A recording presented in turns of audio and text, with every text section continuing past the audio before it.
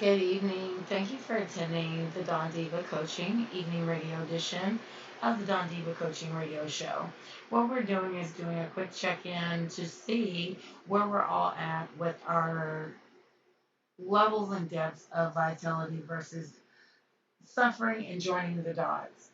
Part of this is part of the Renew You program that we're running, which is where you're starting to look at the different types of things that you need to be doing to renew you, brighten up your life, and also detox your life, and also getting and identifying your things that get you up and going, and making the renewals into your lives and vitality and whatnot.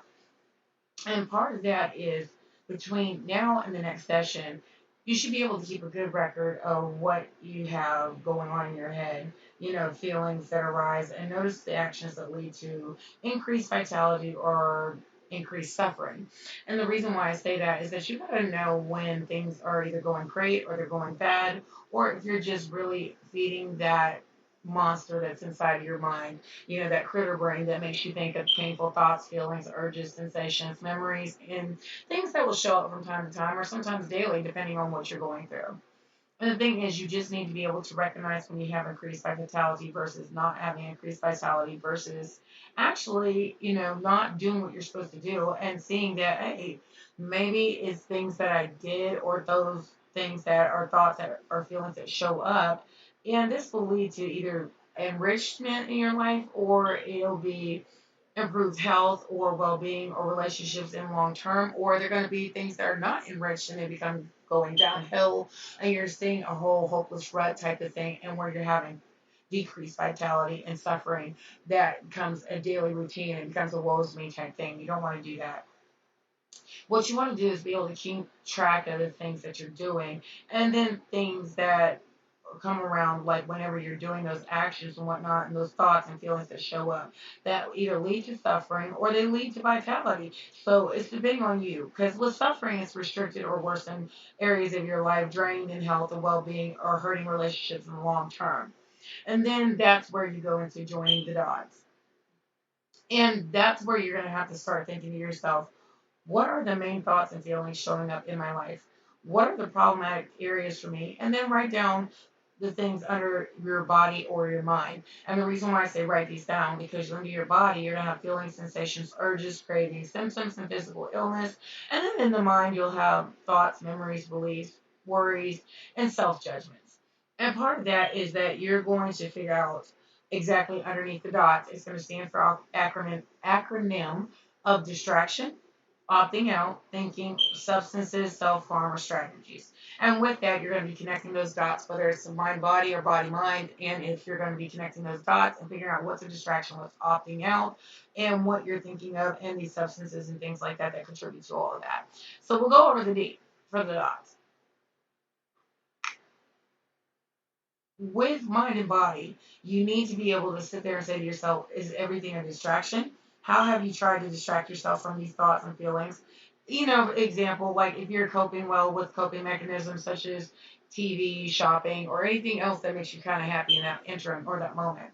Then you have the O, which is opting out. We often opt out of things that like we either quit or avoid or withdraw from people, places, activities, and situations when we don't like thoughts and feelings they bring up for us. Most of those things we need to identify what are you opting out of, because part of that is asking yourself those questions that we asked the other day, and you need to be able to self-identify and self-actualize when you actually do withdraw from interaction with other people, places, things, or if there's certain things that give you unpleasant sensations and things like that. Therefore, you know what you need to be opting out of healthily and what you're actually doing, which is avoidance.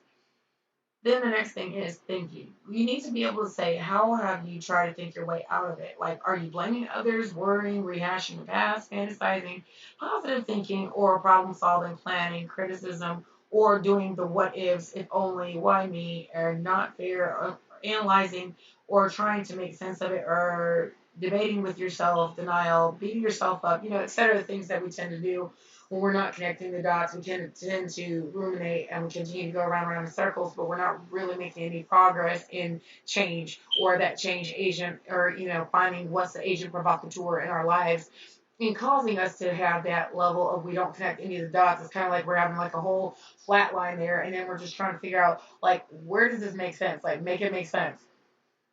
And part of that is, we get to that point that we start screaming in our life, and it's just like even worse of a scream because you're like after a while, then you want to just like slam the door on everything.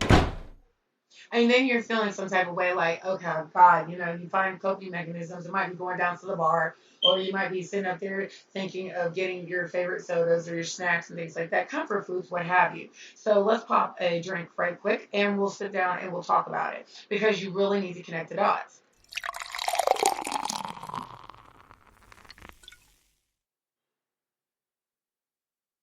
And you don't want to get to the point that your life is like a bad cartoon and you're just starting to realize like everything's going downhill and just you can't even do anything about it.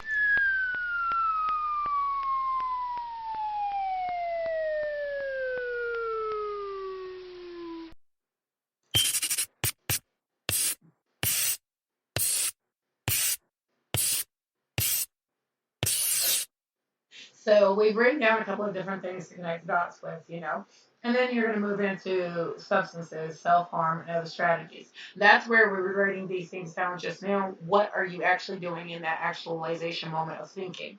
Because substances, self harm, and other strategies are things that we usually go to.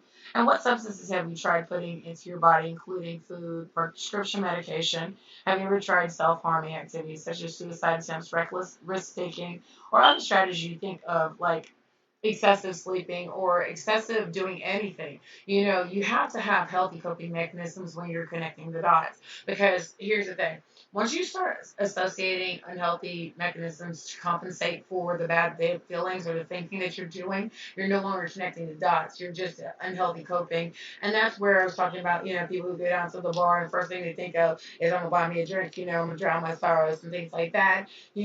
After you've unpacked all these things and you walked out that door and you went down there to the bar and you're just sitting up there like thinking in your mind, oh my God, I have drowned my sorrows, woe is me, oh why me, what if only I could have.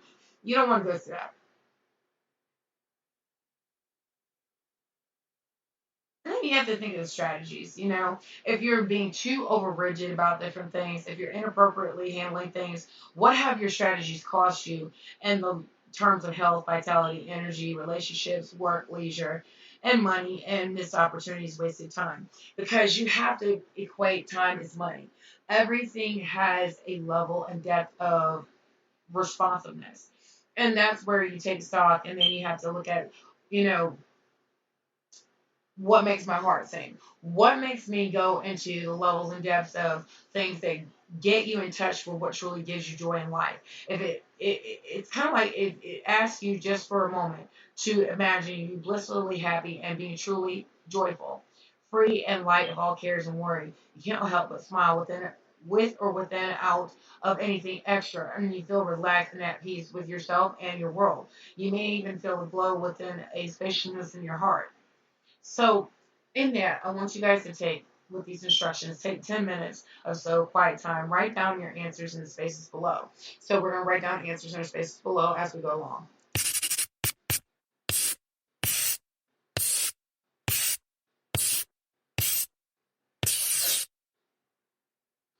So just don't analyze while you're writing. If your answers seem overly simple, it's a good sign. Feel good to add an extra thing in your list that comes to days and weeks ahead.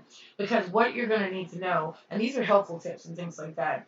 Think about back in your childhood. What were you doing when you were most happy? Think about five senses: sight, hearing, touch, feeling, and taste.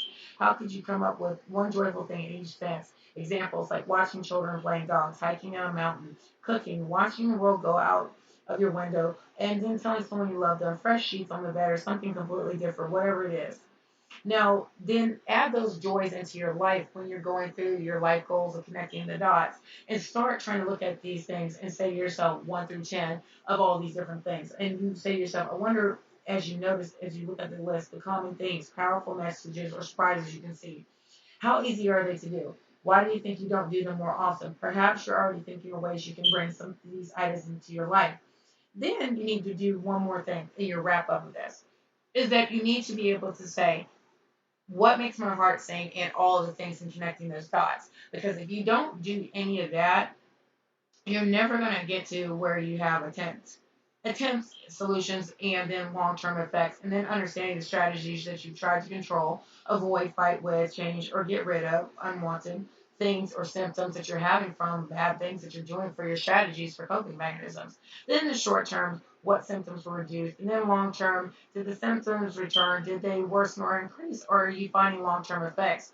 What was this energy cost to you in terms of wasted time, energy, money, health, vitality, relationship? Has it brought you closer to a rich, full, meaningful life in the long term? And you want to be able to answer these different things like that before you get hooked. Because the main part about all of this is in this short interim session of coaching is to understand yourself, understand the mechanisms of life, and the things that are going to cause you to actually do what you need to do, and be able to like understand the depths and levels of perception of how to make sure that you get your life into a point of connecting the dots and vitality versus suffering, and making sure you're reducing that level of suffering daily and getting into a level of get out and do something. Don't let the world pass you by, but you're allowing yourself to like have that motivation factors and seeing how your mind is working into that. So this is a sort of short session to sort all that stuff out and give you kind of key pointers on how to do that. So I'm hoping you enjoyed this session, and I'm going to take you out with some good music.